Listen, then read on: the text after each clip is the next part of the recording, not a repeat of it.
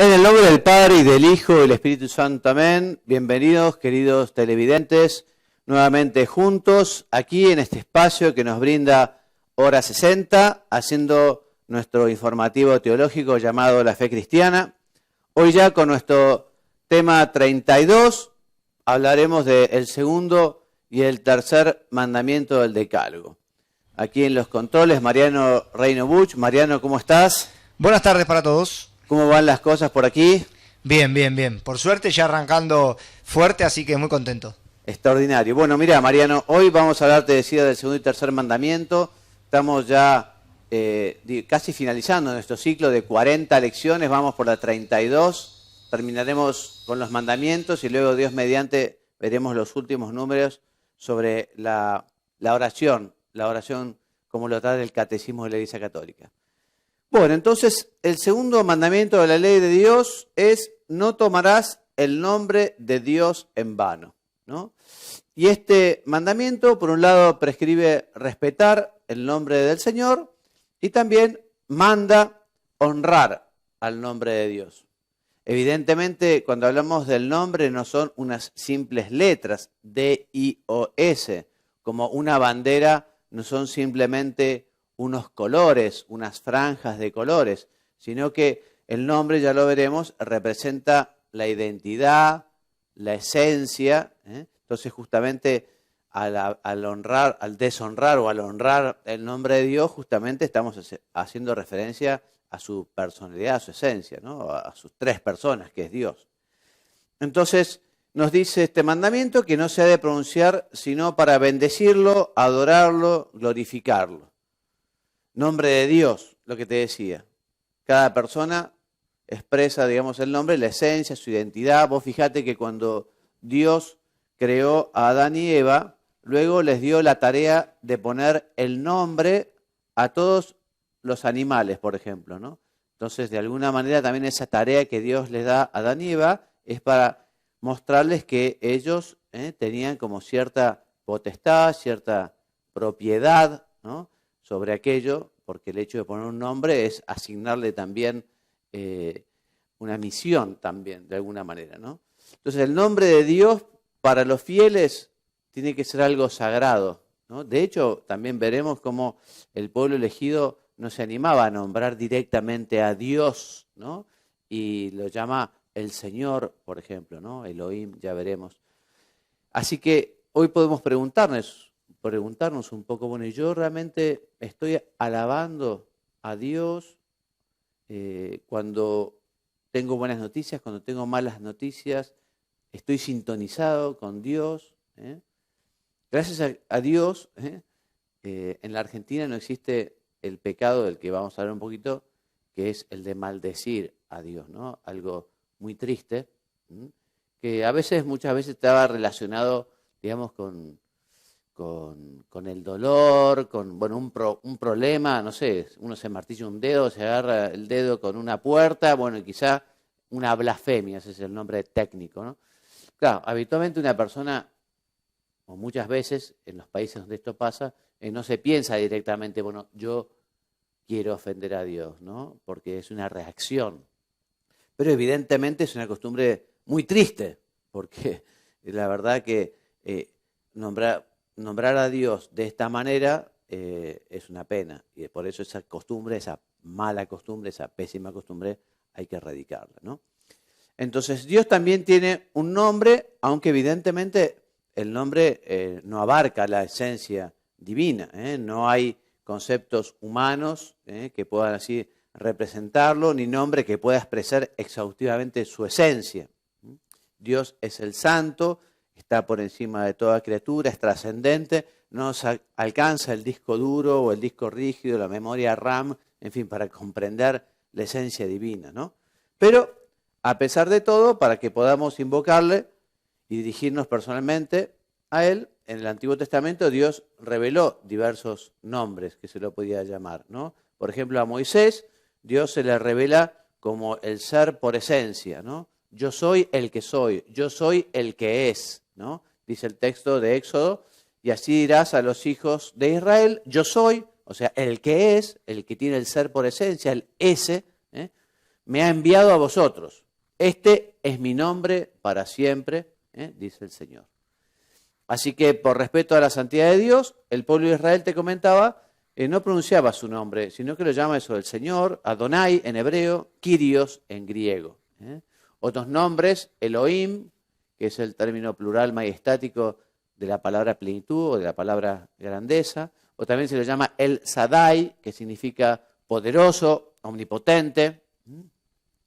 Bueno, entonces, ya en el Nuevo Testamento Dios nos da a conocer el misterio de su vida íntima trinitaria, porque en el Antiguo Testamento Dios se manifiesta como todopoderoso, creador, pero no manifiesta, o solo veladamente manifiesta su Trinidad. Es uno en tres, un Dios en tres personas, Padre, Hijo y Espíritu Santo. Esto nos viene a revelar propiamente Jesucristo, ¿no? Y nos da el nombre también de las tres personas, el Padre, el Hijo y el Espíritu Santo. Así Jesucristo enseña a llamar a Dios Padre, ¿no? Y lo hace de un modo muy particular, que incluso los judíos se deben haber escandalizado un poco, porque lo llama Abba, que Abba es un nombre muy familiar, de llamar padre, como si era papi o papito, en fin, un nombre, una manera muy, muy cercana. En el Antiguo Testamento no había esa cercanía, ¿no? Esa filiación tan cercana como la que Jesucristo nos invita a tener. Entonces Dios es Padre de Jesucristo y también es Padre nuestro, pero no del mismo modo. La paternidad de Jesucristo es muy diferente a nosotros. Nosotros somos hijos adoptivos. El mismo Jesucristo no dice nuestro Padre, dice mi Padre y vuestro Padre. No dice nuestro Padre, porque es distinta la filiación. Nosotros somos verdaderamente hijos del Padre y hermanos de Jesucristo, porque el Espíritu Santo ha sido enviado a nuestros corazones y participamos también de la naturaleza divina. Somos hijos de Dios en Cristo.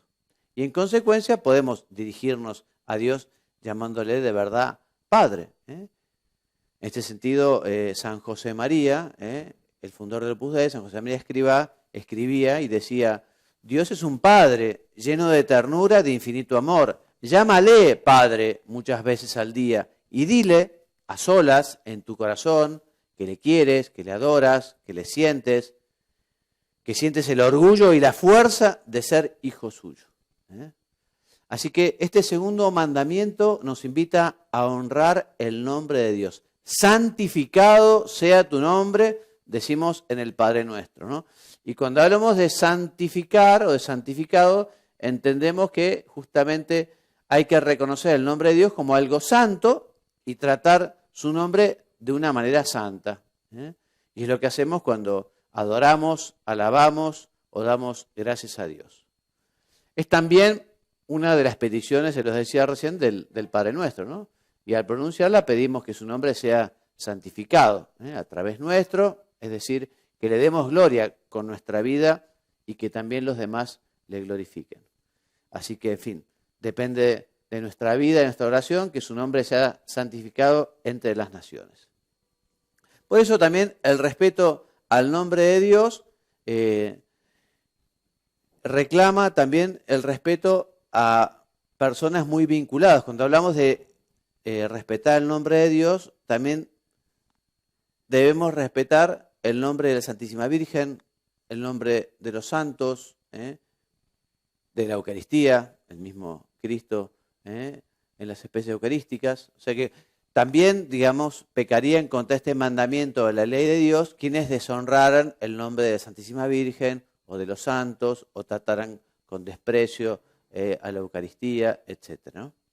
Entonces, por eso el segundo mandamiento prohíbe todo uso inconveniente del nombre de Dios. En particular, te decía, la blasfemia, que consiste en proferir contra Dios, interior o exteriormente, palabras de odio, de reproche o de desafío. Decime, Mariano, ¿vos conocías, Mariano, esta palabra blasfemia o es la primera vez que escuchás hablar de ella? Blasfemia. No, conozco. Perfecto. No, porque es un término que no todo el mundo lo conoce. Blasfemar es justamente eso, insultar a Dios, hablar mal de Dios, ¿no? Que es algo que tampoco nosotros deberíamos permitir. O sea, si hablaran mal de nuestra madre, ¿no? Bueno, uno no lo toleraría. O sea, dice, perdóname, ¿no? Incluso sea capaz de ejercitar incluso ante cierta violencia, quizá con ciertos derechos, ¿no? Si a uno le insultan injustamente a la propia madre, bueno, uno tiene que salir. Bueno, ¿qué no uno va a hacer con el nombre de Dios también, ¿no? Tengo una no una es una pregunta. incitación a la violencia, pero ¿qué decís, Mariano? No, tenía una pregunta, en la Biblia recuerdo haberlo leído, o sea, a Jesús se lo planteaban los sumos sacerdotes y demás, ¿o no? Que era Claro, le blasfemo. planteaban que se llamaba hijo de Dios, entonces, claro, él decía, pero este hombre es, digamos, se está llamando a sí mismo hijo de Dios. Por eso muere también, ¿no? Porque porque él se llama hijo de Dios, le parecía algo inconcebible, nunca se lo creyeron, digamos, ¿no? Sí. Por eso también es blasfemo recurrir al nombre de Dios para justificar prácticas criminales, reducir pueblos a la servidumbre, torturar, dar muerte, en fin, todos esos fundamentalismos que a veces lo hacen en nombre de Dios es muy triste, ¿no? Y cuando se hace realmente conscientemente, cuando se lo quiere insultar a Dios, es un pecado grave. Es un pecado grave, claramente, no puede ser de otra manera. También el que prohíbe es falso, porque ustedes saben que también prohíbe el juramento en falso. Ustedes saben que jurar es poner a Dios por testigo, ¿no? Entonces este segundo mandamiento nos prohíbe poner a Dios por testigo de un juramento falso, ¿no? O sea, uno puede jurar, pero tiene que jurar con algo que sea importante y algo que sea verdadero. Por ejemplo, uno pone a Dios por testigo para dar garantía de una promesa, de un testimonio, para probar la inocencia de una persona, para poner fin a pleitos, controversias. O sea, hay circunstancias en las que es lícito jurar, y conveniente también. Por eso, si se hace, como te decía, con verdad y justicia, y es necesario, no es una necesidad, no es una tontería, es algo bueno y justo y algo moralmente bueno. Pero si evidentemente no es verdad, aquello es un pecado, ¿no? Es un pecado poner a Dios por testigo de algo falso con el juramento. Bueno, 2 palabras sobre el nombre del cristiano, sencillamente que la criatura humana es alguien, es una persona y habitualmente en el bautismo se le pone un nombre. Dice también el Código Hebreo Canónico que es bueno que el nombre del que se bautiza tenga el nombre de algún santo, así se encomienda a él, ¿no? Y propiamente lo que se refiere al nombre de cristiano surge en Antioquía, donde los discípulos reciben por primera vez el nombre de cristianos. Bueno, me viene a la mente un chiste, Mariano, que es muy malo, un chiste gráfico, que hay un sacerdote así vestido de negro como yo, y hay un chiquito, y le dice el sacerdote al chiquito, ¿y vos querés ser cristiano? Y el chico dice, no, Messi.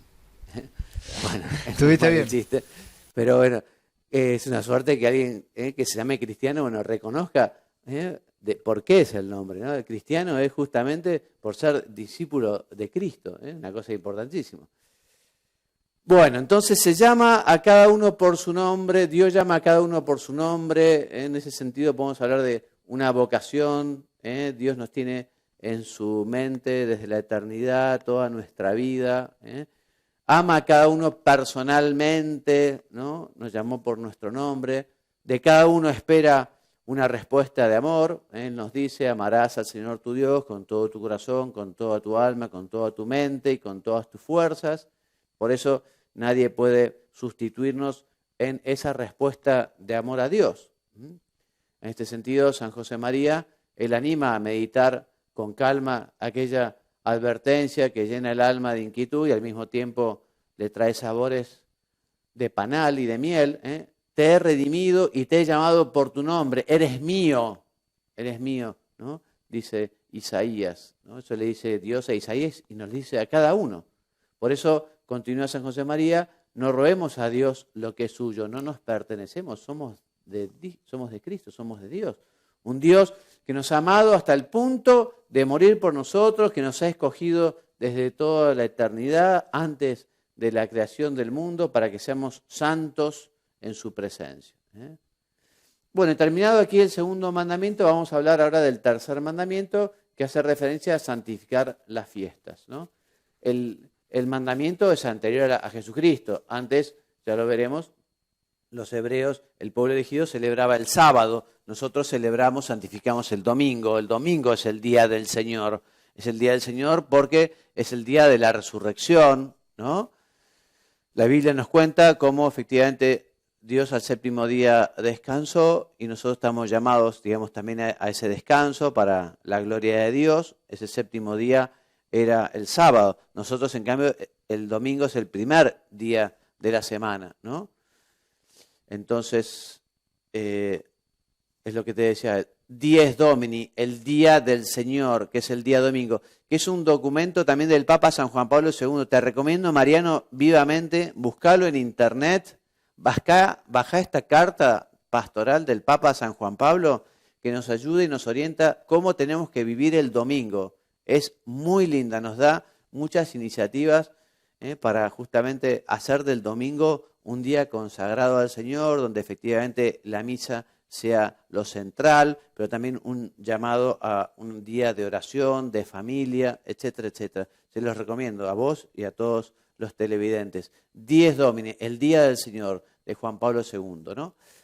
Bueno, entonces el sábado representa el final de la creación, en cambio el domingo representa el inicio de la nueva creación, con la resurrección de Cristo. Estamos llamados nosotros a santificar la fiesta, santificar el domingo con la participación en la misa, ¿no? Es fuente y cumbre de la vida de la Iglesia. El domingo se santifica principalmente con la participación en la misa. ¿Qué nos dice el Código de Derecho Canónico, Canon 1247, y es lo mismo el Catecismo de la Iglesia Católica? Nos dice que el domingo y las fiestas de precepto, los fieles tienen obligación de participar en la misa. No es algo más o menos opcional, optativo. Alguna vez alguien me dijo, mire, para mí me gusta ir los lunes a misa porque va poca gente. Bueno, me parece bien que vayas el lunes, pero no dejes ir el domingo, porque el precepto lo cumplimos cuando vamos el día domingo, ¿no? Además del domingo, en la Argentina hay 4 días que son de precepto, 4 días en todo el año, poquísimo, ¿no? Uno es el 1 de enero, que es solemnidad de Santa María, Madre de Dios. Otro es el 15 de agosto, la Asunción de la Virgen. El 8 de diciembre, la Inmaculada Concepción. Y el 25 de diciembre, la Natividad. O sea, todos los domingos, más estos 4 días, estamos llamados a ir a misa. Estamos llamados, estamos obligados, ¿no? Dice, cumple el precepto de participar en la misa quien asiste a ella, donde quiera que se celebre un rito católico, tanto el día de fiesta como el día anterior por la tarde. O sea que uno cumple el precepto si va a la víspera, ¿no? Por ejemplo, este año, ¿qué sucedió? El año pasado, mejor dicho. Hubo un domingo y el lunes era 1 de enero. Lunes 1 de enero. Entonces, claro, ¿qué pasa? Si voy el domingo a la tarde, ¿vale por las 2? No. Si vas el domingo a la tarde, esa vale para el domingo, pero el día siguiente es de precepto. Era 1 de enero. Así que había que ir los 2 días a misa, ¿no? Así que, en fin. Y si yo voy a una misa de casamiento, es válido. Si voy a una misa de un entierro, también. O sea, el precepto es cumplir con la asistencia a la misa. No importa si es una misa de casamiento, si es una misa de entierro, si es una misa de niños, una misa de comunión o de confirmación, ¿no? Dice el Catecismo, los fieles están obligados a participar en la Eucaristía los días de precepto, a no ser que estén excusados por una razón seria. Por ejemplo, enfermedad, cuidado de los niños, ¿no? O estén dispensados por su pastor propio. A veces vienen las personas y dicen, no, padre, yo no fui a misa porque estaba enfermo. Bueno, no es ningún pecado si estabas enfermo. O no fui a misa porque estaba muy lejos, estaba en el campo y había llovido. Bueno, no te preocupes en absoluto, bendito sea Dios. Si no pudiste ir, no es ningún pecado, ¿eh? Entonces, los que deliberadamente faltan a esta obligación cometen un pecado grave. Entonces, el domingo también tiene que ser un día de descanso, ¿no? Día de descanso, la institución del Día del Señor contribuye a que todos disfruten del tiempo de descanso que les permita cultivar su vida familiar, cultural, social, religiosa. Por eso, en los domingos y demás fiestas de precepto, los fieles tienen obligación de abstenerse de aquellos trabajos o actividades que impidan el culto a Dios, o de gozar de la alegría propia del Día del Señor, o disfrutar del debido descanso de la mente.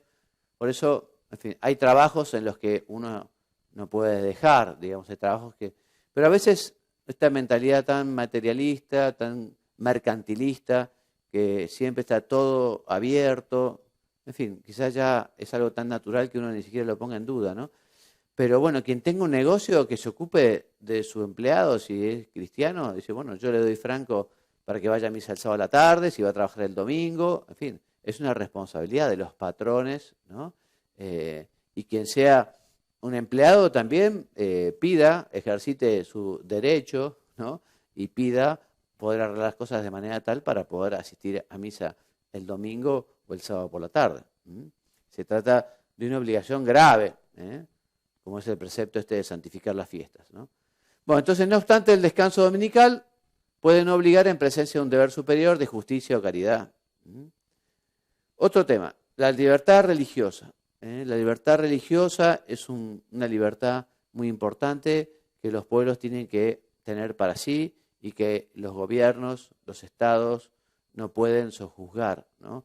Es una libertad natural a que todo el mundo se manifieste, ¿no? Manifieste su religiosidad, su amor a Dios, su amor a los demás, no solo individualmente, no solo personalmente, no solo privadamente, sino también de un modo público.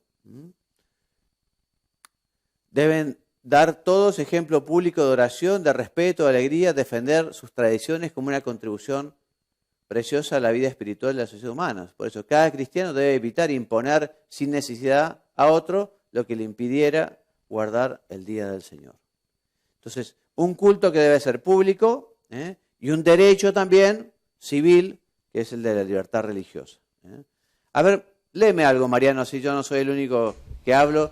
Léeme este texto aquí, que dice, actualmente... Se encuentra bastante extendida en algunos países una forma de pensar laicista que considera que la religión es un asunto privado que no debe de tener manifestaciones públicas y sociales. Por el contrario, la doctrina cristiana enseña que el hombre debe poder profesar libremente la religión en público y en privado. ¿Algún comentario personal sobre la cuestión? No. No. No, Bueno, a ver, el primer hoy me párrafo llegó no. una carta de la diócesis más pobre de la Argentina, de las más pobres, de Santiago del Estero, Añatuya, donde justamente manifestaban los firmantes junto con el obispo el respeto a la familia, el respeto a las tradiciones, como una queja a toda esta ola muy libertaria y muy moderna y muy del género y muy de dejar de lado un montón de cuestiones que hacen también a la esencia del país, como diciendo, bueno, también como diciendo, bueno, estas cosas son un poco de la capital federal, ¿no? Porque acá en el interior se sigue viviendo la familia, se celebran los nacimientos, la gente vive en paz, en fin, también con cierta tranquilidad. Bueno, hay también hoy por hoy un pensamiento laicista que efectivamente lo que quiere hacer es desterrar a Dios. Y yo pienso que también mucho de lo que está vinculado con esta ideología de género, con estas cosas también de alguna manera tan poco humanas, como por ejemplo el aborto, que es nada más ni nada menos que un asesinato. Bueno, realmente es muy triste, nos tiene que dar mucha pena. Y bueno, acá no solo va contra la libertad religiosa, sino con un derecho fundamental, que es el derecho a la vida, ¿no? Y además, en fin, esto va a ser grabado, va a estar por internet, pero bueno, que sepan que en la Argentina hoy se está también pensando muy seriamente sobre estas cuestiones, porque se han invitado a que se manifiesten todos y haya un debate público. Los obispos, algunos obispos ya han invitado a una marcha que es el día 25, Día por la Vida, ¿no? Y realmente somos nosotros mismos los argentinos que decimos, bueno, queremos dejar nacer más argentinos, queremos realmente tener un tipo de país, porque yo creo que mucha gente no se da cuenta de lo que está en una ley del aborto en su país, lo grave que es, porque muchas personas tienen una visión demasiado humana, no se dan cuenta de la gravedad de esto. A vos en la radio, en la televisión acá, Mariano, estos temas han ido saliendo, todo lo del debate del aborto, toda esta teoría de género, no. No permití en el caso personal que se debata ni que se interaccione sobre eso, por lo menos en los contenidos que uno controla. Claro. Porque la verdad que creo que no tiene sentido. A ver, no podemos estar discutiendo eso. Si vamos a discutir ese grado de vida, vamos a estar perdidos como sociedad. Entonces, creo que no... A ver, yo estoy en contra del debate, lo manifiesto públicamente, creo que hay que defender la vida. Y creo que dar lugar a esto en una sociedad como la nuestra es el principio del fin irremediablemente. Entonces, la verdad que ni pierdo el tiempo y sí creo que tenemos el desafío de ser más los que estamos convencidos de que hay que defender la vida, de que hay que desterrar este tema del aborto. Y después, obviamente, se plantean situaciones de todo tipo. Bueno, habrá que buscar las respuestas a esas situaciones. Eso sí me interesaría charlarlo. Sí, por supuesto. Pero esto de permitir los homicidios abiertamente y defenderlo, no, la verdad que ni reparo en que se charle. Ahora, vos sabés qué tema me preocupa y por un lado tengo mucha esperanza en que yo creo que en general, si realmente hubiera manifestación del pueblo argentino, de todos los habitantes de esta nación, yo creo que la mayoría tiene que tener sentido común, sentido humano, sentido cristiano. Yo no creo que la gente esté tan ideologizada. No sé, ¿vos qué opinás? Yo pienso como vos. No tiene sentido hacer un debate cuando es un tema tan peligroso. Un padre de familia no va a debatir con los chicos a ver si una pistola rusa, una pistola a ver si sale o no sale la bala, porque esto es muy peligroso, ¿no? Pero también puede ser interesante, bueno, ¿qué pensamos nosotros en la Argentina sobre este tema? El tema es, yo no sé hasta cuánto la gente tiene ese conocimiento, hasta dónde la ideología ha penetrado, o hasta dónde son unos pocos los que hacen tanto ruido. No sé. Yo creo que pasan dos factores. Uno es que los que defendemos la vida somos más pasivos. Sí, digo, el otro sector es más reaccionario. Creo que ese es el primer motivo. Y lo segundo, un poco lo que decías vos antes. Esto es una moda, esta idea de tanta libertad en todos los aspectos. Bueno, ahora estamos jugando en esta idea de libertad, para mí, en lo más fino de todo, que es la vida. Sí. Entonces, como es una moda y como se va imponiendo cualquier moda, ha llegado a lo más fino y a lo más delicado del ser humano, que es la vida. Entonces, creo que hay que ponerle un freno. Y el motivo que yo digo de frenar esto es que nosotros somos muy pasivos. Y eso hay que reconocerlo. Y es un mea culpa nuestro. Hay mucho individualismo. Hay mucho recelo, mucho ego en los distintos lugares donde se trabaja. Entonces, bueno, será también aprovechar el momento y trabajar a futuro, los que creemos igual, en unirnos y ponernos pantalones largos. Sí. Yo creo que efectivamente esto también nos va a hacer pensar y tenemos que movernos, hablar, explicar, dialogar y salir un poco eso de la comodidad. Y bueno, que los cristianos realmente estén en los lugares donde se deciden las cuestiones tan importantes, ¿no? Bueno, que los cristianos están en el Senado, en el diputado, que estén en los ministerios, que los cristianos estén, ¿no? Que estén allí, que vivan una vida cristiana, el Evangelio, que es lo mejor que puede pasar a un país, ¿no? Yo coincido, y lo que quizá más me queda haciendo ruido en el fondo es aquellos dirigentes políticos que quizá en algún momento de su carrera pregonan un trabajo sobre la fe, sobre la espiritualidad, sobre la religión, y de repente por una coyuntura política se olvidan de todo eso y abren la puerta a, bueno, que el tema se trate. Creo que hay que ser riguroso con eso y como decís vos, tendremos que tener más lugares de decisión porque si no vamos a estar perdidos y me parece que es lo complicado. Sí.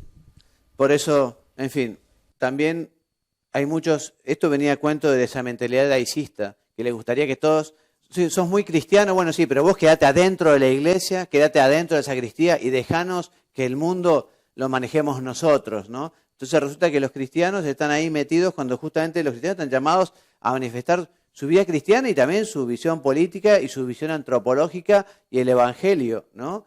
A dar culto también exterior, visible, público, del amor a Dios y de defensa de algunos derechos que son de Dios, que son de Dios y que justamente eso es lo que queremos defender nosotros, ¿no? Bien, entonces no solo se debe poder profesar la religión exteriormente, sino también socialmente, es decir, con otros, porque la misma naturaleza social del hombre exige que pueda profesar su religión en forma comunitaria, ¿no? Bueno, se hace injuria a la persona humana si se le niega el libre ejercicio de la religión. Hay muchos países muy fundamentalistas que no permiten que los hombres se manifiesten cristianamente, por ejemplo, ¿no? Por eso la autoridad civil, cuyo fin propio es velar por el bien común, debe reconocer la vida religiosa de los ciudadanos y favorecerla, ¿no? Hay un derecho social y civil a la libertad en materia religiosa, por eso el Estado no puede impedir que cada uno actúe en este campo libremente según su conciencia. De esta manera, cada persona está obligada en conciencia a buscar la verdadera religión y a adherirse a ella. Y nosotros, de alguna manera, los cristianos que tenemos este tesoro, estamos llamados a mostrarlo, a invitar a las personas a que conozcan el mensaje del Evangelio, el mensaje de Jesucristo. Nadie, evidentemente, debe ser coaccionado, ni impedido o obligado a vivir una religión determinada. Bueno, y con esto vamos terminando. Les leo el número 302 del libro Surco de San José María, que dice que esta es tu tarea de ciudadano cristiano, contribuir a que el amor y la libertad de Cristo presidan todas las manifestaciones de la vida moderna. 2 puntos. La cultura y la economía, el trabajo y el descanso, la vida de familia y la convivencia social, lo que te decía, ¿no? Donde esté un cristiano tendría que estar Cristo. Y los cristianos tendrían que estar en todos estos ámbitos. En el ámbito de la cultura, de la economía, del trabajo, del descanso, de la vida de familia, de la política, etc., ¿no? Bueno, hasta aquí nuestro programa de hoy entonces. Como siempre, nuestra bibliografía básica ha sido el Catecismo de la Iglesia Católica, los números 203 a 213 y 2142 a 2195, ¿no? Así que bueno, los dejamos por hoy. Mariano, Dios mediante, el jueves que viene vamos a comenzar con el 4º mandamiento de la ley de Dios, que es referencia a honrar padre y madre, que son las obligaciones de los padres para con los hijos, también de los hijos para con los padres, también de la importancia que tiene que los ciudadanos tengan amor por la patria. El patriotismo entra dentro de este 4º mandamiento, los deberes de los gobernantes, etcétera, etcétera. Bueno, me despido entonces enviándole la bendición. Que Dios los bendiga y los haga muy santos. Amén.